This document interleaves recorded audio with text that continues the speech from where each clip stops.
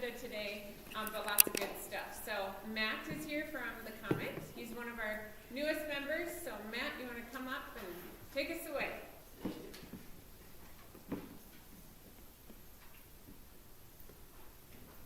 Good morning, everybody. Morning. Morning. So a couple months ago, I had the privilege of doing the Nosy Neighbor with Elevate, and I did a little history of movies in the city of Perham, and then tied in a little history of my family and our link with movies and theaters. So, Is it moving? Is it working? I guess I got that. Yeah.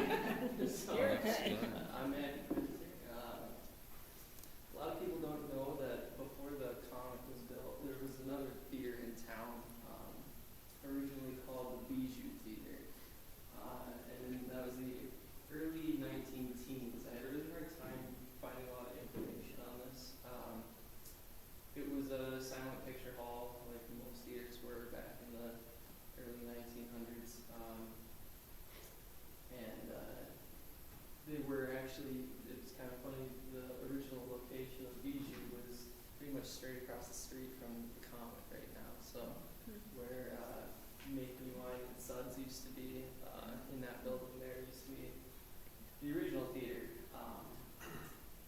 So the Bijou started off and changed hands once or twice. They originally renamed they eventually renamed it the Lux Theater.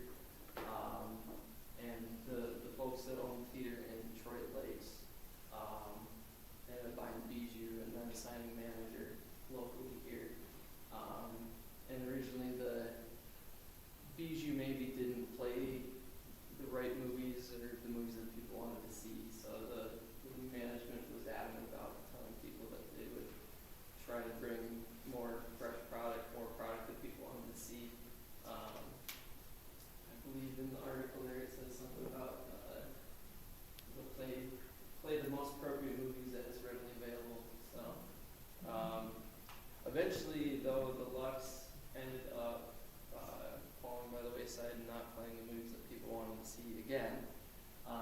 So in the late 1930s, Ray Boyle Rasmussen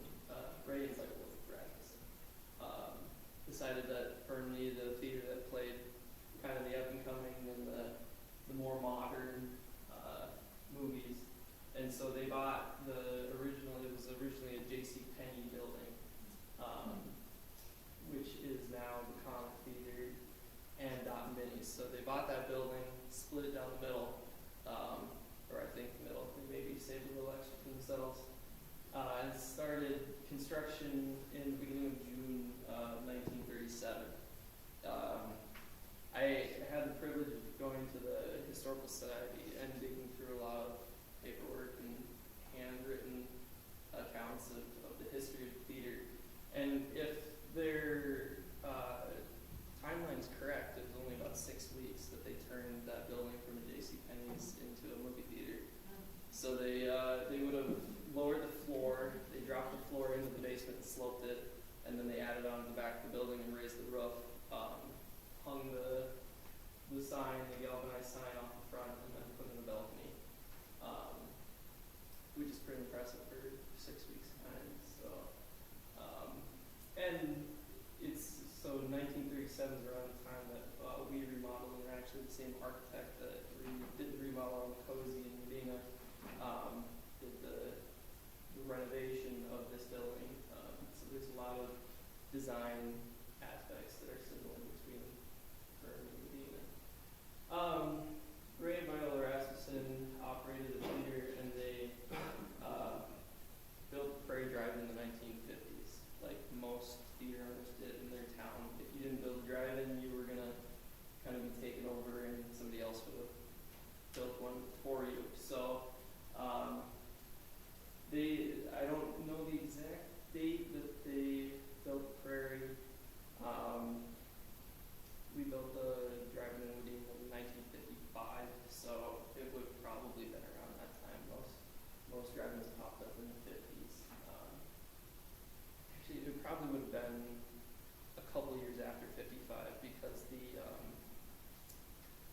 the design design and layout, architectural drawings that they used to build the prairie was a company out of Minneapolis Theater Supply, and they had kind of a standard drive-in theater blueprint that you could build your snack bar, build your ticket booth, and so that's the design that the prairie had. So probably within a couple years of that period. In the 60s, Ray and Viola fell ill and were dealing with health issues, and so they decided to sell the drive-in to my grandfather and his brother. 66, I believe. And so we ran the prairie until it closed. Then after that, Ray and Viola passed away in the 60s. And from what I could find, they had a son, but he was out on the East Coast and didn't want to come back to Perham and run his parents' theater for them. So my great uncle actually was the administrator of their estate.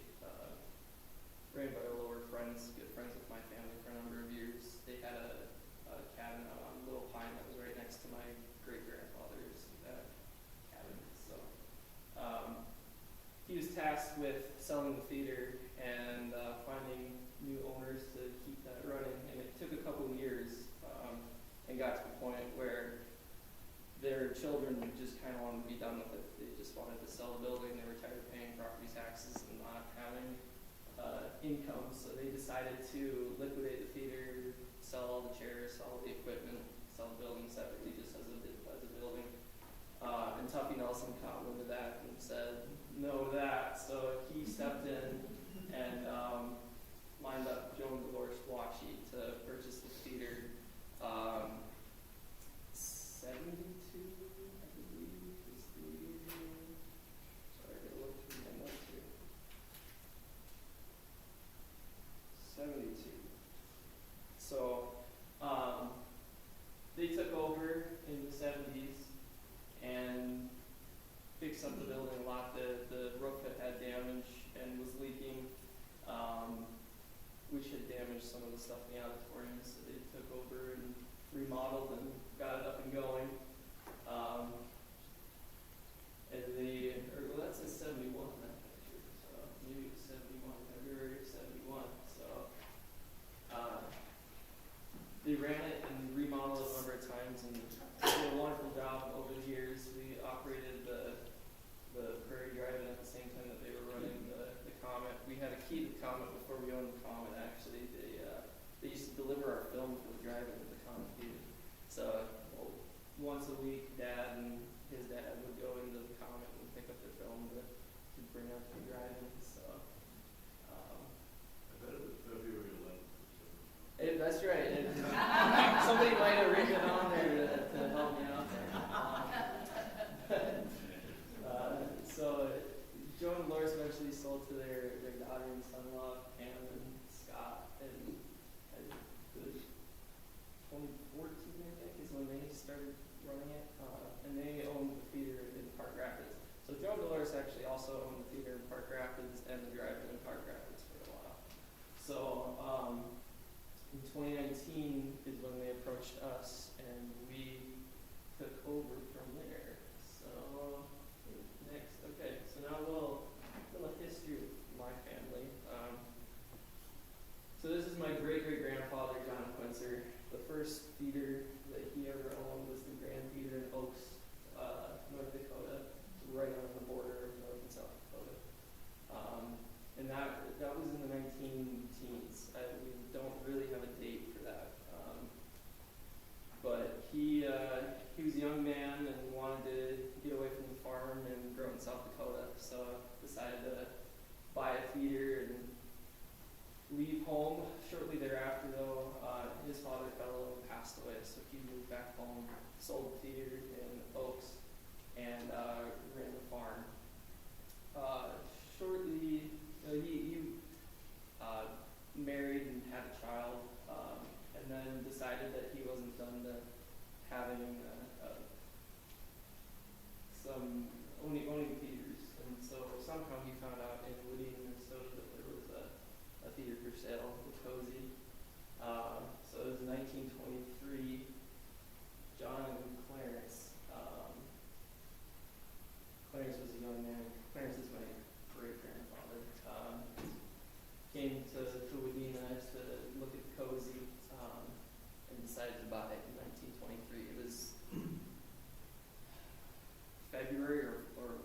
March of 1923.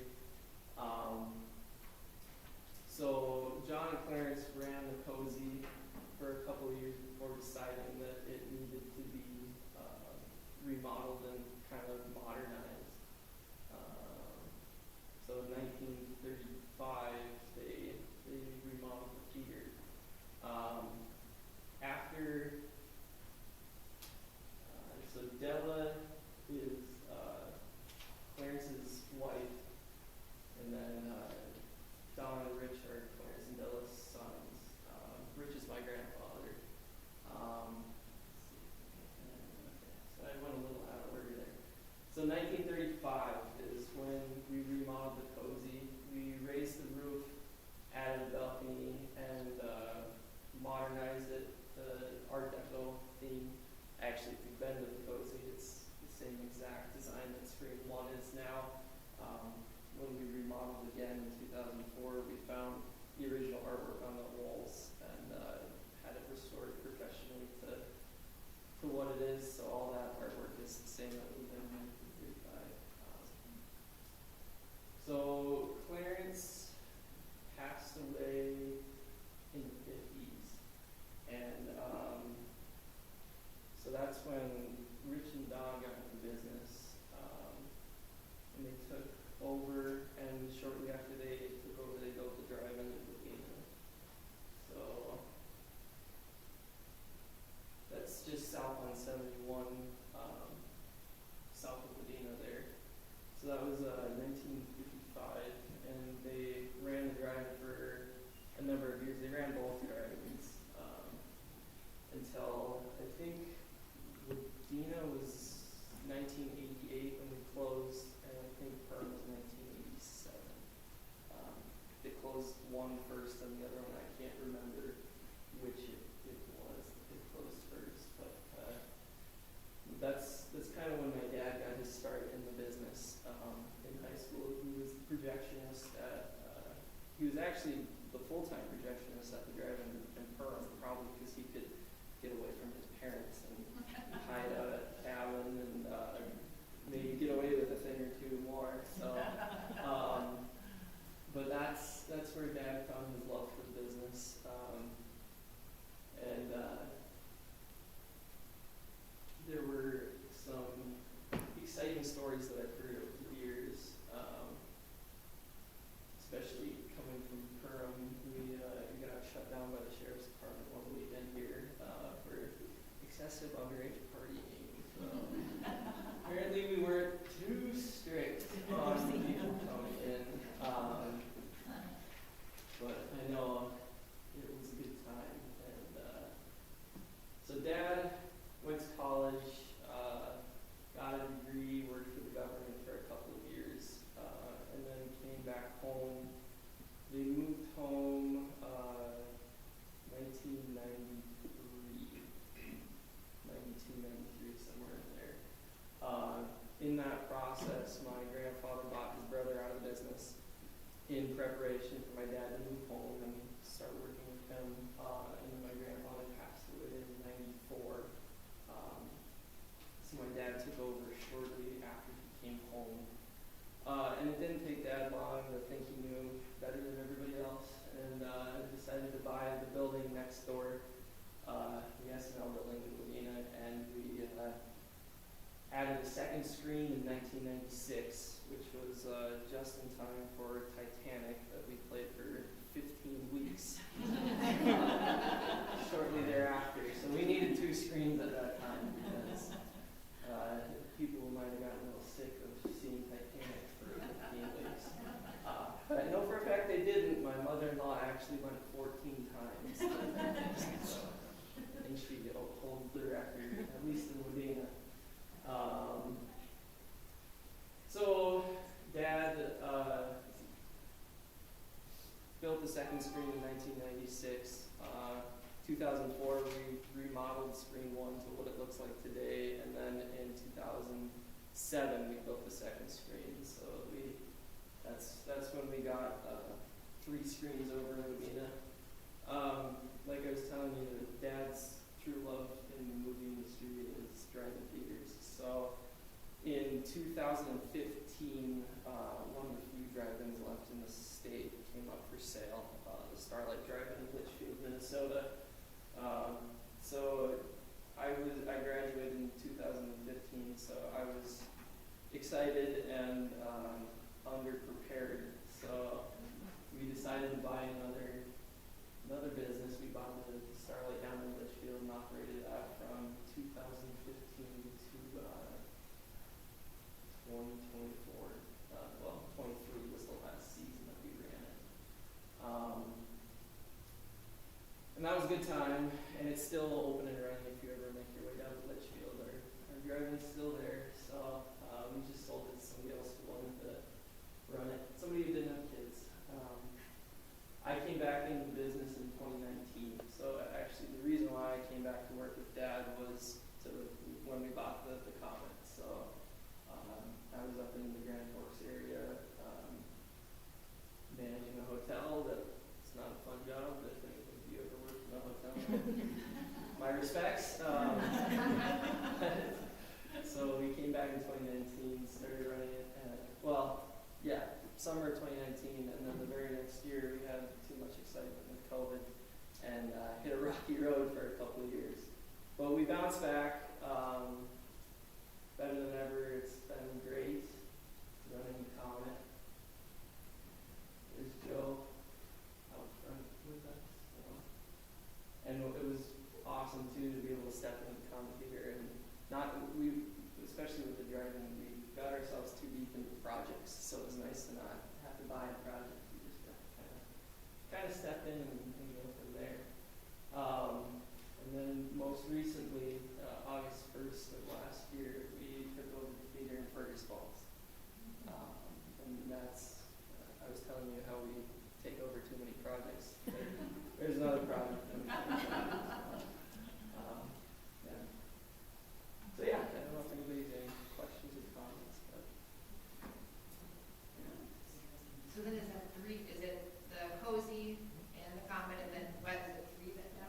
Yeah, we only have 3 theaters right now, so yeah, we can only handle 3 at a time usually. Will you ever bring the perm drive-through back? We'd love to. Anybody has about $2.5 million and really doesn't want it anymore. One of the reasons why we bought the drive-in in Litchfield is because it had 2 screens. You really need 2 screens now for anything. And going rate for 1 screen right now is about $600,000. So it'd be about 1.2 to put up the screens, and then you still need the land, and you got to reshape all the land to have ramps and stuff. So in this part of the country, it's tough with being a seasonal business. So, but we'd love to. So. Matthew, why do you think drive-ins like just went away? So in the 80s. They were fun. Yeah, in the 80s. I think I was there that time. She was there. People was like, who was in her in the 80s? Yeah, it was maybe a little too fun. That might have been part of it. But they typically attribute the fallout of drive-ins to the invention of the VCR. And so it was the late 80s when they really got popularized, and it was also the late 80s that a lot of movie theaters, including us in Medina, they put a VHS rental shop in their lobby. So that's, and also the land that they were sitting on typically was just too valuable. So where drive-ins was typically a mile or 2 out of town. As the cities expanded and grew out to the drive-ins, then all of a sudden that land is extremely valuable. The drive-in down in Cottage Grove closed a couple of years ago, and the county had their property assessed at like $5 million or something like that just for the dirt, because it's right next to a bunch of factories and stuff. So, and it was too stressful. I know my dad said that his dad always had to eat a bunch of Tums every night before he started selling tickets because his stomach was turning. He knew he was going to have to deal with something. So you might have seen Rich Plinster walking around the drive-in with his giant flashlight having to pound on people's trunks. get kids out of the back row. So. But yeah, that's unfortunately why, and that's why there's only, I think now there's only 4 drive-ins in the state of Minnesota that operate them. So. Any Yeah. plans for Burn to get like a second screen? If there was ever space, yeah, I mean, that's always the dream if you could add on, but being that there's 2 successful businesses right next to us, darn it, you know. Yeah, but, you know,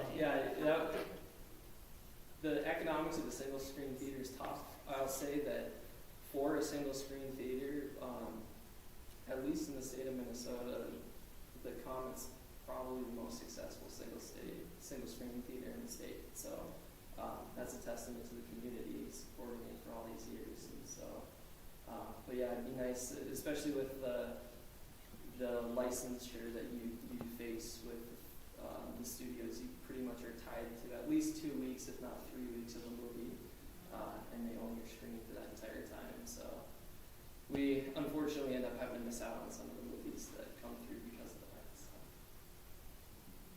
Yeah. All right. All right. Thank you very much.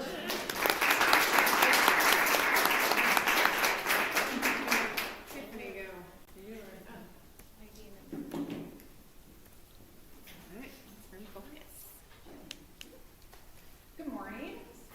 For any of you that don't know me, I'm Tiffany Boyd. I am from the Film Focus. I wear 2 hats over there, so I'm our advertising director and our general manager. The Perm Focus is part of something we call the DL group. So if Perm, DL, and Medina, and Perm is kind of in the middle of the sandwich because we have similar landscape between all 3 communities and properties. So if you see me on Highway 10, it's because I'm driving from one to the next, to the next, to the next. So a little bit of the history about the Perm Focus. We've been here for a while, but we've been a few different things in the time that we've been here. So it started as a Perm Bulletin in 1882. It became the Perm Enterprise and Bulletin in 1913. And then it became the East Arkansas Focus and was paired with New York Mills for a little bit with the Pardas when they owned it. In 2000, the Pardas and Forum came into conversations because the Pardas were kind of ready to move on and do something different and enjoy life. And we're at the Chamber Choice Awards. You guys kind of know what Dan's been doing for a while. And so the Forum is a family-owned company. They purchased the Forum in 1917. And so the Pardas and the Marcio family definitely had a similar take on how they wanted local news to be a focus of what they did. So the Focus has been part of the Forum family since 2000. The unique thing about being part of the Forum family is that all of their properties are run, managed, and financially located locally. So anything that we do here in Perm stays in Perm. It doesn't go back to Fargo. So we get to be this local newspaper that's hyper-local on what's happening here, but we get to pull in our resources from a really big company. So especially on our advertising side, there are platforms that are wildly expensive that as a local newspaper we couldn't afford. But because we're part of Forum, we get to use all of those resources and their resources. So that's kind of a little bit of the benefit of being part of the big system. This is just in case you don't know where all the Forum properties are. This is where they are across Minnesota, North Dakota, and South Dakota. The family believes in an upper Midwest footprint, so they don't own newspapers in Illinois. They don't own them in Arizona. They want to be here in this region.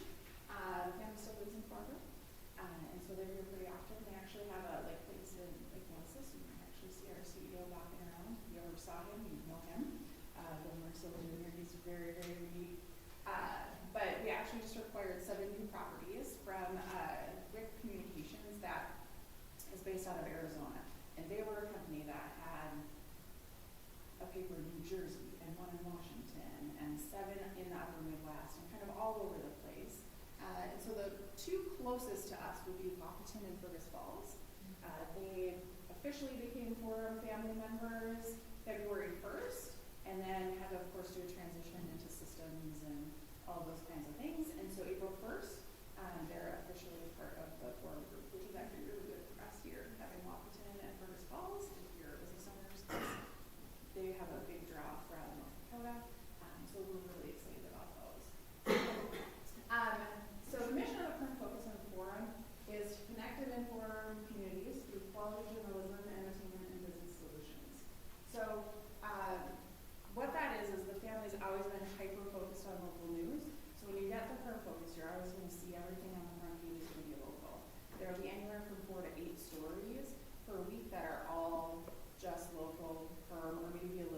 running there, and then you'll see some of that kind of creep out. If you look at last week, we actually had some Fergus Falls reporter stories in there, but they were related to things that pertain to people from Perm or around Perm.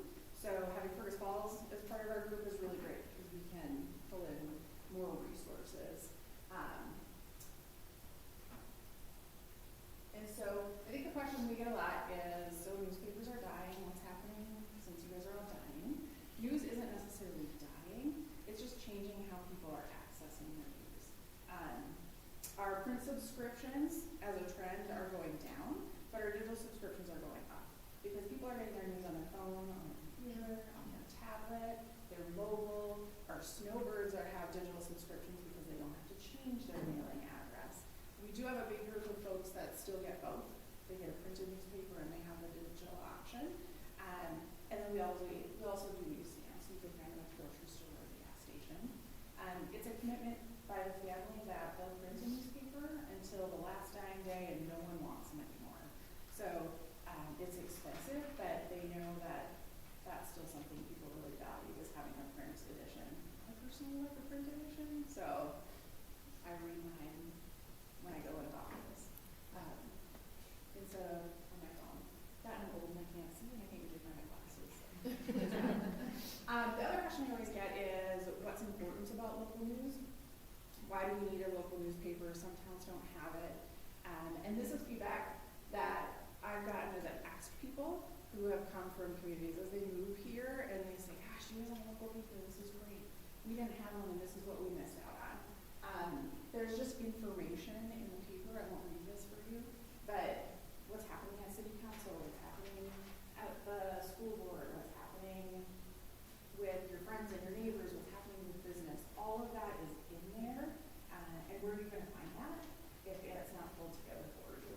Are you going to sit at every city council meeting? Are you going to sit at all those meetings to get that information?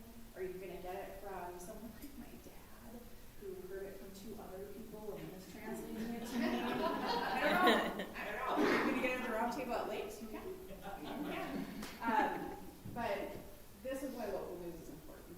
The last one is actually something our editor taught me, that it keeps a record of history, and so where does that record go if no one is here writing it? You can find any of the Perm Focus editions online from 2013 until the present day. We're working on getting the prior editions from all the way back to 1882 digitally, but that takes a little bit of time. If you want any of those copies, they're actually at the History Museum. At the end of every year, we get this big bound book, and it has every edition of the newspaper in it. And so you can go in and actually find information in there. People will say, hey, I'm looking for something from 1965. Can you pull that out for me? And so I send them over to the History Museum. You can find it there. Actually, when I started this job a year ago, Julie can attest to it, they were all in my office. There were like stacks and stacks of these big bound books and contact mailboxes. Because COVID really changed the landscape of newspapers, and things like the shopper and the contact died. Because that's where lots of people put their ads, and people weren't making ads anymore because they didn't know what supply chain was like, so they didn't know what they were putting on sale. So part of the change in COVID was some of the print things really decreased. That's when the digital really started to increase because reporters couldn't go out and do what they normally did because we were all at home and locked in. But I will say one of the things that the family did during COVID is they had to change. They didn't have carriers anymore, local carriers delivering contact and things like that. But they never downsized any newsrooms during that time. That's how important local news was to them, that they kept all of their journalists, all of their reporters, and just figured out a way to make it work so that communities could still get that local news. So AI does some fun things. I just asked for a car with people in it, and then it made this car move on this paper, so here we are. The philosophy at the Focus and part of Forum is that news always drives the car. It is who they've always been. It is who they always will be. It's the core of everything we do, but we do need some passengers in our car so we can pay our journalists so they have jobs and can continue to get out and do the news for us. So our subscribers are in the front seat and then we have advertising in the back seat, and that's really what pays for the newspaper. But news is always at the core of everything we do, and it always will be. So here locally, We have one local editor. His name is Nate Bowe. We have a managing editor, Paul Kwan. If you dig back in history, she used to be on WGAY on air. And then we actually have 6 journalists. So Barbie Porter is primarily in Perm, but our other journalists from Medina and Detroit Lakes, we all operate as a group. So they'll come over and do different stories and different pieces as well to support Barbie, and she's really busy. Just for perspective,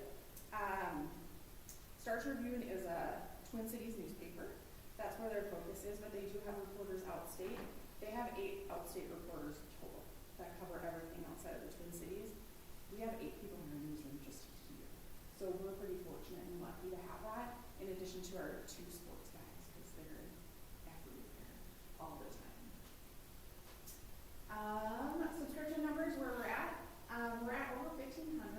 We still have 877 people that get that print newspaper, and they'll get it until they don't want it anymore.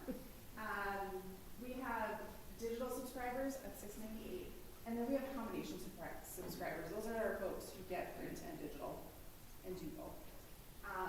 And then we also have 9 newsstands in Perm and York Mills. 3 in focus. Since I pulled these numbers yesterday, so since January 1st, we've had almost 160,000 different devices access firmfocus.com for local news. That's a pretty big number. And we've had 386,000 people come to the website looking at stories, looking at news, looking at weather. I will tell you the 2 top things people look at are local news, so generally what's on the front page, and if you can imagine, obituaries. They are always high traffic and things like that. So this number doesn't account for anybody looking at firm stories and firm news that they're going to grab from somewhere else. So our reporters take their stories and they put them into what's called the Florida News Network. All of the properties can see those stories, and then they'll grab them if they pertain to their communities. So when we did the story on Keith Friedsen's bone marrow transplant, somebody in Sioux Falls reached out and they said, we have this exact same scenario, this story hits home for us, and they put that in the Sioux Falls paper. So that number doesn't account for other people in the tri-state region, I should say, Quad State, no, we have one in Montana, also seeing what's happening in Perm. And what's interesting, we can look at the trends, and people who looked at one story tend to come back and look at more stories. So it's kind of cool to see. The other thing, this is my mission in life. If you get a subscription to the Perm Focus, it means you have a subscription to all the Florida newspapers. You can read any of the newspapers in our footprint for free. You go to the menu on the left side, and there's something that says FCC Network. You click on it, you can get the Duluth newspaper, Grand Forks Herald, Fargo Forum, Rochester Post Bulletin. So your subscription includes all local news in the upper Midwest, not just the Perm Focus. So that's just my shameless plug for informing people that you get all this news. Because people will be like, there's this great story in the forum, and I want to read it. It's like, well, you can. You just got to click on it. So that's part. So share with your friends. So it's basically 28 in one subscription. The other side of the business, besides our subscribers, is advertising. So we have 3 multimedia account managers. Julie Lake, who's in the back, she is mostly here in Perm and Medina, but all 3 kind of cross boundaries between Perm, Medina, and Detroit Lakes. And then we do full omni-channel advertising capabilities. So of course we do print for print advertising, digital. We have our own video crew, so people do videos with us and that you all own.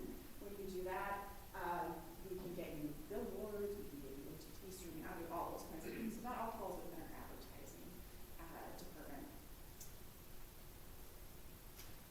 And then this is the other question I get: how to support local news. So local news is supported by our subscribers and our advertising. So if you like it, subscribe, get the news, and everybody else's news for all those other 28 locations. And then if you're a local business, that's kind of the other revenue stream newspapers have, and it's not anything new. This is most news organizations have this. But that's how we pay for our reporters. That's how we pay for printing. That's how we pay for the ink. Printing newspapers is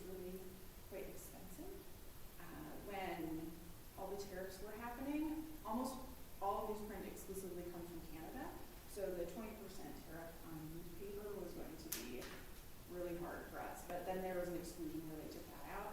But if you think about the ink for your printer cartridge, and that it costs you $50 for a cartridge, our ink comes in 500-gallon drums, and they are upwards of $500,000 for ink when we just get that for printing. The papers are actually printed in Detroit Lakes. There are 3 printing facilities, one in Fargo, one in Sioux Falls, and Detroit Lakes. So the Chrome Focus gets printed over there with almost all of the other upper Midwest newspapers, including the properties we don't own, Monoman, and some of those print with us too. So, and then the other thing is, if you know things that are going on, if you have stories, share them with us. We want to tell people what's going on with you, with your business, with your neighbor if they're doing something great. Barbie's pretty good at being at all of the things. If you guys have seen her, she's everywhere. She can crank out a lot of stuff pretty fast, but we always want to know what we can do better. What are we missing? Are there stories that you want to share? I think Perma is a cool town, but it's kind of humble, so you don't always share the great things that you're doing, so if we can help do that, we would love to do that. And we can share things outside of just Perma as well with our news network. So I think that's it. Any questions? Thank you.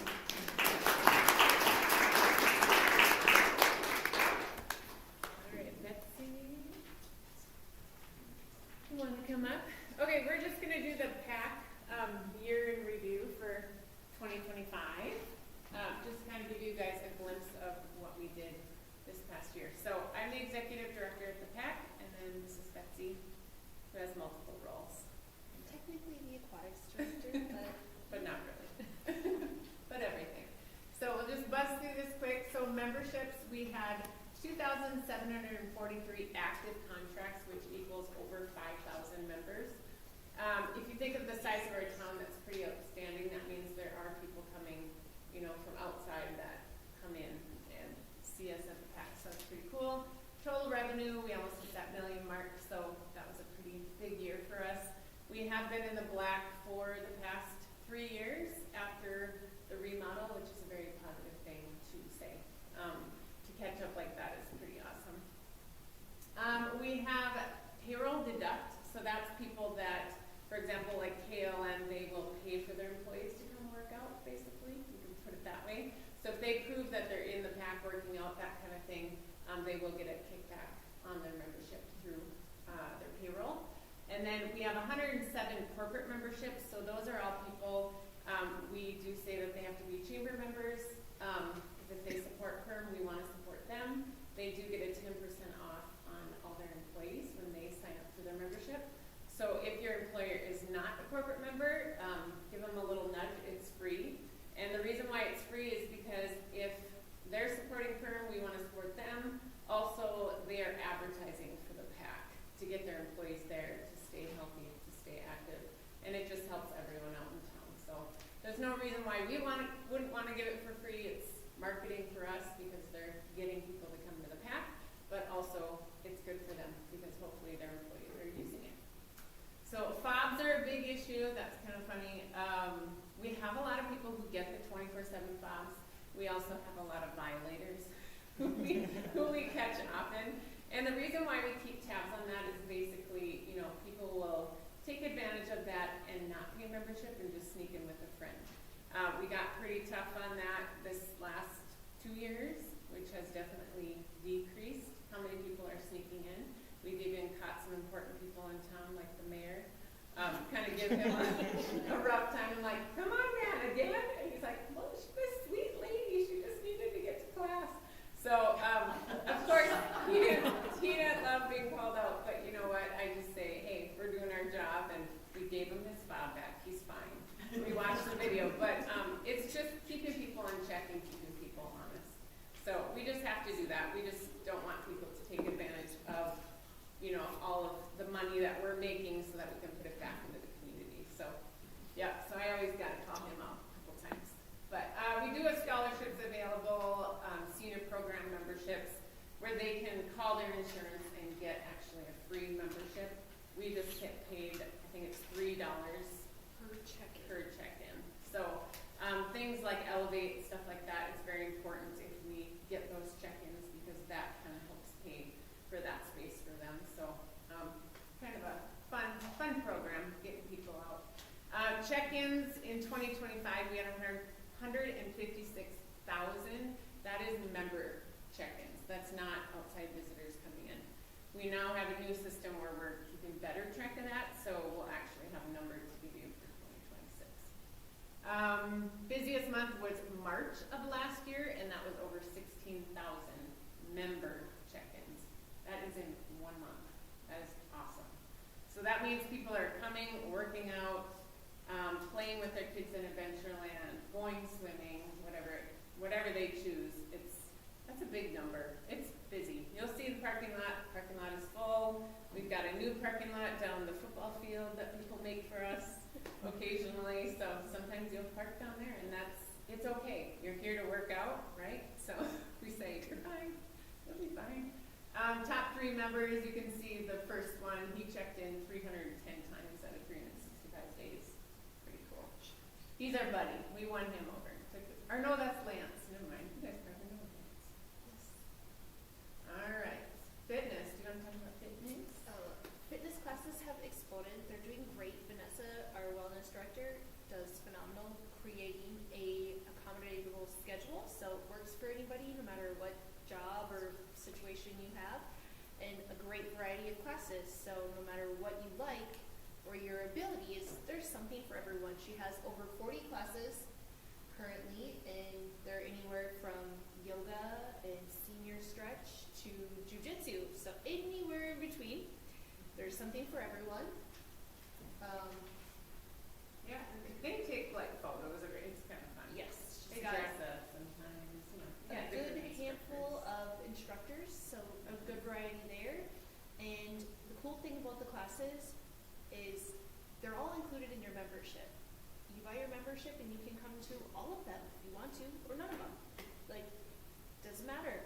You can come only on Tuesdays if that's what works, or on Saturday morning if that's what works. So she has a lot of fun with those. And then aquatics. This is your jam. This is me. So here's my shameless plug. If you have teenagers that need a job and they want to be a lifeguard, send them my way, because we're going to run out and then people are not going to be happy that we don't have a lot of open swim. But we try our best to fill the whole schedule to accommodate as many as possible. We added a time slot of pool walking per member request in February, and it's been incredibly successful. There's a big handful of people that want to use the water because it's easier on their joints, or they like the resistance, so they have their chunk of time. There's lap swimming. We have water fitness Monday through Saturday, which is super fun, and we're very excited to add a new water fitness class. It'll start May 5th. It takes place in our therapy pool, so it's more of like your silver sneakers type class, a little bit gentler on the joints, so we're excited for that to get going. The best days are probably our special event days. We recently had the Easter egg dive where we threw hundreds of eggs in the pool and kids got to swim and grab them and turn them in for candy. In the fall, we throw over 100 pumpkins in the pool, and then they get to pick one of those out of our pumpkin patch and paint them. We will be having a lifeguarding class May 28th and 29th, I believe the dates are. So that's available for registration if anybody wants that. And the biggest thing that we probably do is swimming lessons. So many swimming lessons, as many as I could make happen. Our last spring session actually started yesterday. We'll take the month of May off, and then we'll have all of our summer ones. It's really fun. I opened this last session that started yesterday on a Thursday, and when I went to peek at registration on Monday, every single slot was full. So lots of kids coming to learn how to swim. All of our certified instructors do a great job, so that's really fun. They all have to go through a course to teach the kids, and we are moving a lot of safe, confident swimmers through the levels. So, yeah. Quick update, just Child Watch. We do offer Child Watch, which is 90 minutes of care. We are doing $2 per child if you sign up online, $4 for walk-in. This we offer currently 3 days a week. It had been offered more, but wasn't being utilized, so we kind of shrunk it down a little bit, just so we weren't wasting labor hours. So we put it down to 3 days, which actually made it busier. I think parents had to be like, oh shoot, we gotta go these 3 days, right? So it's been doing good. It's a cute program. She's got a month full of activities, that kind of stuff. So that one will stay for a while. It's not the most profitable, but I've never seen one that really is. It's more of an amenity that we provide for parents so that they can work out and have somewhere safe for the kids to go. Roller skating a few years ago, we got new roller skates. We did a fundraising thing for that, so thank you for all those sponsors. That we have Fridays and Sundays during the school year. It's over right now just because of all the spring vendor shows and stuff like that going on, but we will have pop-ups once a month throughout the summer, so with different themes and all that kind of stuff. So it's great. We get adults and kids that come to that. Maintenance, this was maintenance in 2025, so kind of the big things we did, fix the roof a little bit, just kind of finding those leaks. You'll see sometimes we have some leaks upstairs. New automation system, that was nice getting that in. Now we can regulate, whether it's humid or cool or whatever, a lot better now. Therapy pool, he went to liquid chemicals versus the feed, so that is saving us some money. And then we had the pool was down for a couple days, the hot tub down, just kind of went in order, but nicely in a row. So we got those fixes, and that was great. And then just still working on the spray foam fixes, just some cracks, but that kind of happens with new construction and the building expands and stuff like that. So we're working on that, but that seems to be holding those fixes, so that is good news. Future maintenance for 2026, the racquetball court is kind of its original form. It's got chunks kind of missing. We're gonna redo that and repaint that. The back gym floor, refinishing that. You're gonna have to take everything off and put a nice new layer. It's special because it's for roller skating, so it takes a little time to do that. He'd like to regrout the hot tub and then repaint the lines in the lap pool.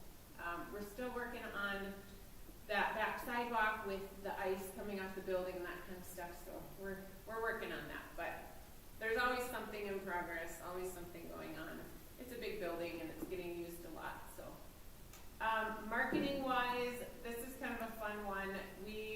At the PAC, we are the community center, so we feel it's our job too to share community events that are going on, to highlight the kids in high school that are doing really well. I mean, you have sports, you have robotics, you have speech, all the things. It's pretty fun because those kids come to our building, so they kind of belong to us too, so we like to highlight them. We had 2.3 million views on our Facebook last year, which is pretty cool. Kind of shows the trends of the ages that look at Facebook and then where they're looking from. So obviously Perham is at 25%, but also we get attention from New York Mills, Richville, Detroit Lakes, Ottersville. Those are 5 big ones. We do get a lot of people that come from out, like I said, and come to the PAC and do our special events and Nerf wars and that kind of stuff, kids camps in the summer. This was last year our top post, so it's just funny the stuff that people like. So we have a cycle class, we have membership pricing, we gobbled like a turkey, so that one apparently got almost 10,000 views.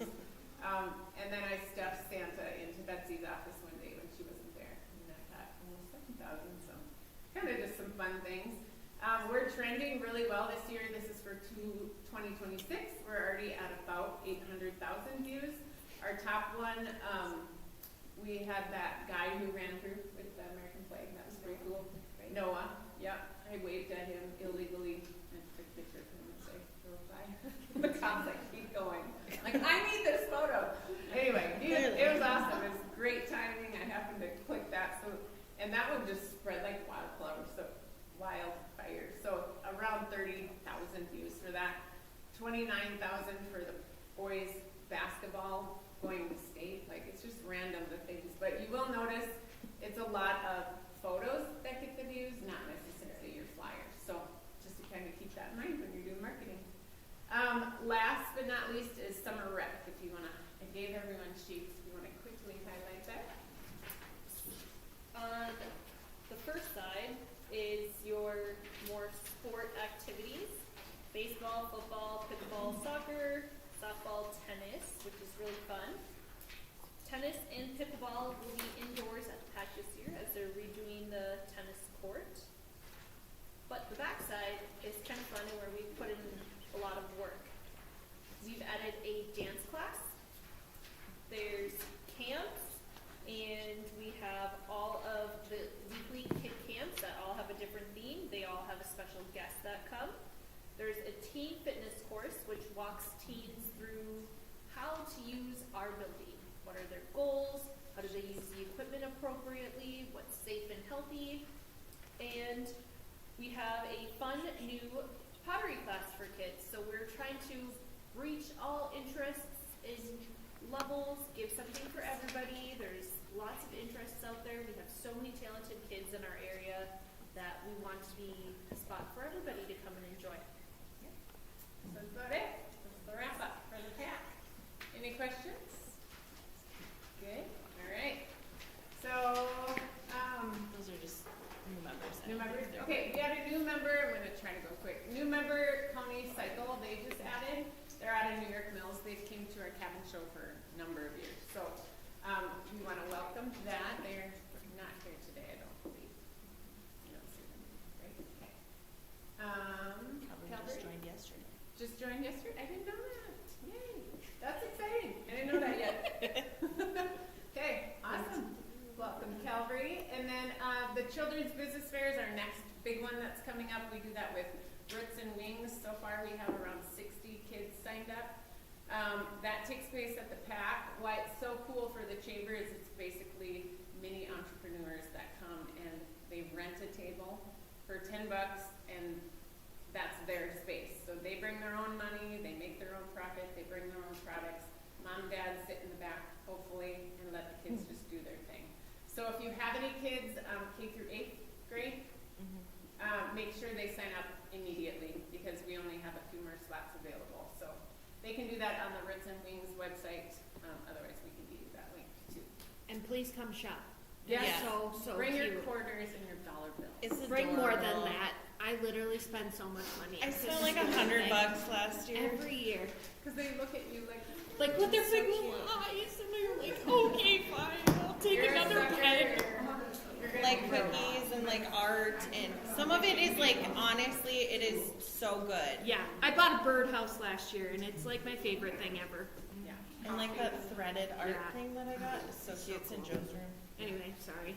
Great. So come shop or bring your child. All right, Veronica, you ready? I'm ready. All the things. All the things. Well, go. They only ask me to come in when I have an event to talk about. No, you're invited every month, Veronica. I know, Yeah, but you- I'm told to come This is the on only days. page. I was like, I don't have anything else to show. I just put up Okay, everything. that I quick backstory. I was in Florida a couple years ago, and they did, this town that we were in did Shark Week. And I was like, what's this about? And they were like, oh, we hone in on Discovery Channel Shark Week, and our town does something. I'm like, we need to do Walleye Week. Of course, my husband thought I was crazy, but I'm like, this could be something for Perm, especially for businesses, because this time of year, we are squishing pennies together, waiting for tourists to come in to help drive traffic. And I'm like, you know what? It always lands on Mother's Day weekend. Let's do something fun. So Perm's Walleye Week. Restaurants we have involved, everybody's doing fun walleye themes or fishing themes. We have coffee shops that are going to have specialty drinks.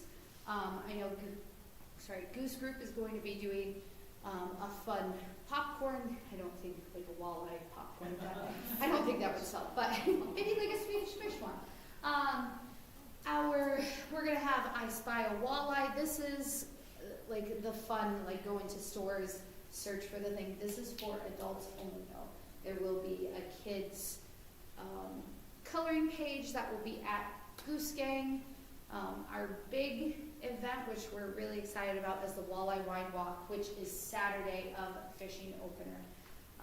Participating businesses will have samples of wine, so you can shop, do all that stuff. We are gonna even have a page of discounts going around town, so you can go shop, enjoy all things walleye. I know I got Big Pine Lodge on board. They're gonna do minnow shots, so if you wanna Plant live minnow. on the edge again soon. But I'm just really excited about this. I know it's kind of like, I don't know, no one else around here does anything during this time. It's fishing opener, and moms complain because it's fishing opener, because it's their weekend. I don't know why they're complaining. Everybody's out of the house. And we even, so excited about this one. We even got Jean Sports Shop on board. We just have to plan it for them, but they'll do it. Just make the flyer. and So then- yeah, we're gonna have like a fun little anglers tackle box workshop. So the girls will have something set up where you can purchase a ticket. The kids will get to go in, and the guys will have. Hopefully they'll talk to the children. We have You high get a hopes, little but either tackle way, but either way, they will get to go in. They're gonna get a cute little tackle box and some tackle for certain fish, all that fun stuff. But I'm here telling you, if you like, get your business involved. If you want to do something social media wise, let the girls know at the chamber or message me. I have tons of ideas. As Mackenzie was showing, the weirder you are on Facebook, the more attention you get. But yeah, so I don't know, I'm really excited about Walleye Week, and hopefully everybody gets hooked. All right. Thank you. Nick and John?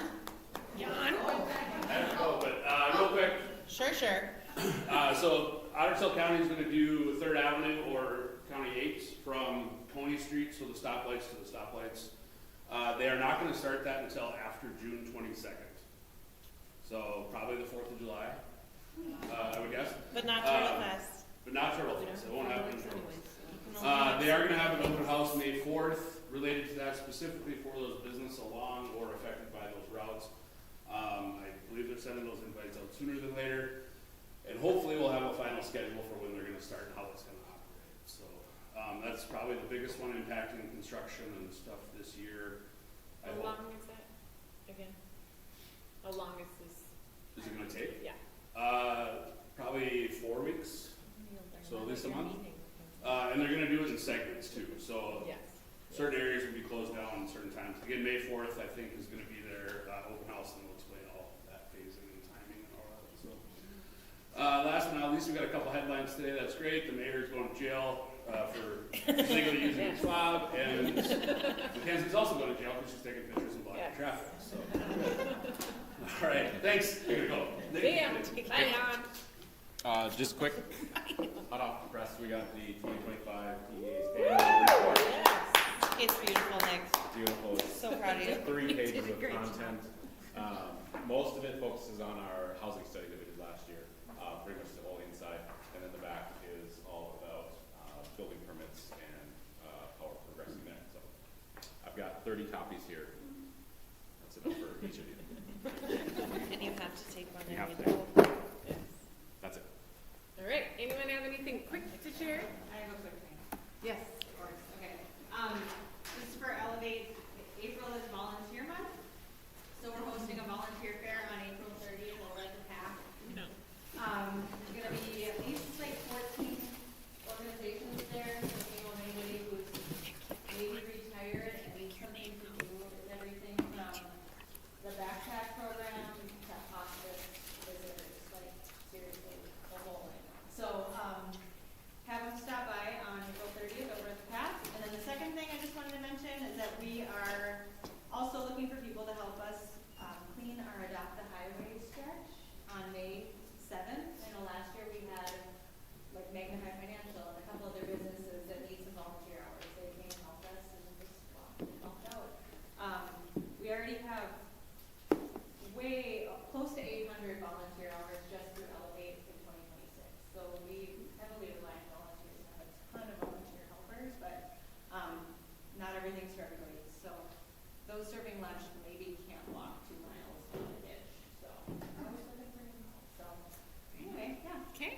thank you.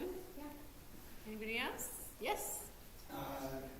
Spring's busy time for us at the back here in J&L, and so just a couple things, feed and seed, cow-calf operations, spring chickens, anything like that. Lawn seed, fertilizer, corn, soybeans, fruit plots, really a lot of people coming in for that. And we just hired a fourth groomer for us at the backyard. Spring, summer is busy, but we have another experienced groomer that just joined the team, so we have a lot more availability now for pet grooming. Yeah, thank you. Yes. I am from Mahaviala Community Action Partnership, and we administer the Child Care Assistance Program in Colorado County.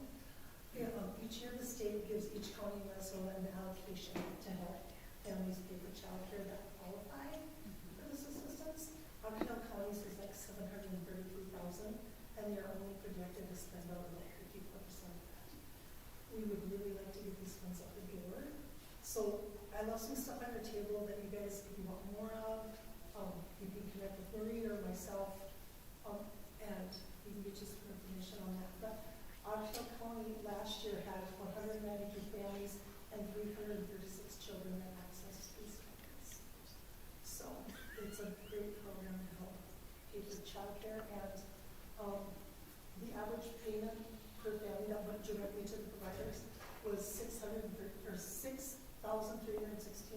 and per child it was approximately $3,800 or something. So, yeah. And they just contact you. They can contact me or call me on the office, and they'll be in contact with one of our intake workers. They do have to be working or going to school, and there are income guidelines.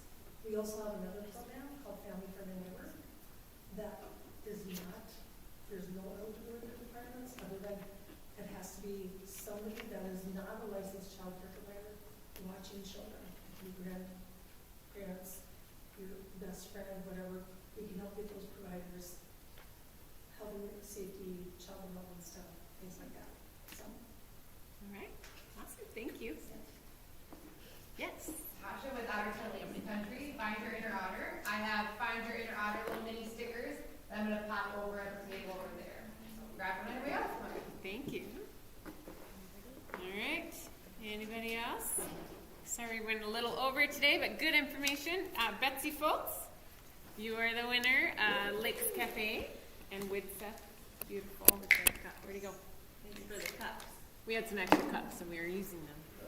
Okay. Kelly Barnum, Silver Moon.